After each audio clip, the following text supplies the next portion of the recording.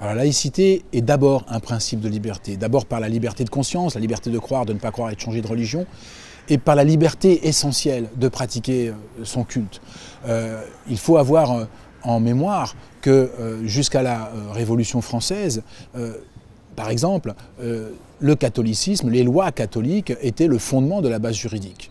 La Révolution française a bousculé tout cela et la loi de 1905 est venue consacrer cette séparation entre le religieux et le politique. La laïcité ne s'adresse pas uniquement aux religions. La laïcité, à partir du moment où elle est un principe républicain, s'adresse à tous les citoyens et bien sûr à l'État qui n'a pas à se mêler de questions religieuses. Et puis, l'État n'ayant pas à se mêler de religion, l'école, elle, ne s'appuie pas sur les dogmes religieux pour enseigner. L'école s'appuie sur ce qui est scientifiquement démontré, démontrable, et donc a priori acceptable par tout le monde, ce qui n'empêche pas chaque individu de croire et de penser ce qu'il veut, mais l'école offre cette possibilité de découvrir, de l'ouverture, de la confrontation, et chacun est libre à partir de ce moment-là, de se construire individuellement et de se construire son libre arbitre, sans nécessairement abandonner ce qui faisait ses croyances, ce qui était ses croyances premières,